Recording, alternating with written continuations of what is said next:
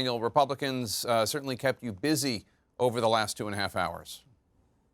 Jake, that was a parade of dishonesty. We had false claims, we had misleading claims, we had major strategic omissions, we had up is down revisionist history on the coronavirus and other matters. I think it veered at times into the realm of disinformation, even more than mere dishonesty. And Jake, people say, as you know, they all lie. What about the Democrats? Look, I sat here in the same spot listening closely to the Democratic convention. It just was not like this. I think it's important for us to note when things are not equal, and their 4 nights combined didn't have the quantity of dishonesty of tonight's one Republican night. We need to say when this isn't the same and this isn't the same. That's right. I mean, you pointed out the times that misstatements or lies were made at the Democratic convention. You're saying they're just a lot more at the Republican convention. Give us some examples of what you saw tonight that needs to be fact-checked, and we understand this is just a small sampling. This is a sampling. So we had Donald Trump Jr. suggest that Joe Biden described riots as, quote, peaceful protests. In fact, Biden explicitly condemned protest violence and looting. We had Nikki Haley describing Trump, the president, as an opponent of so-called cancel culture. There's one more important area where our president is right. He knows that political correctness and cancel culture are dangerous and just plain wrong.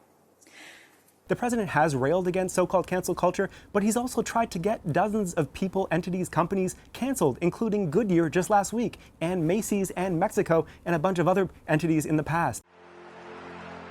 I didn't back down from my promises, and I've kept every single one. A video had the president claiming that he kept every single promise he made. He certainly kept some, but not even close to all of them. Mexico hasn't paid for the wall. Obamacare isn't repealed. We haven't had 4% economic growth per year. That's just wrong. We had multiple speakers, from Congressman Steve Scalise and Jim Jordan, tout economic records that have been obliterated by the pandemic. They cited the lowest unemployment rate in 50 years. Well, we don't have that anymore. We're now at 10.2%, higher than at any time since the Great Recession. We heard a number of accusations about Joe Biden that just aren't true, that he wants to dismantle, defund the police. He's explicitly, repeatedly rejected that idea. You support defunding the police? No, I don't support defunding the police. That he wants to, quote, abolish the suburbs. This is just nonsense about an anti-segregation rule. That he wants open borders. He certainly wants a loosening of immigration policy, but not completely unrestricted migration. We heard extreme hyperbole. One speaker, Natalie Harp, said that we'd, quote, be lucky if we could see any doctor at all under Joe Biden's healthcare plan.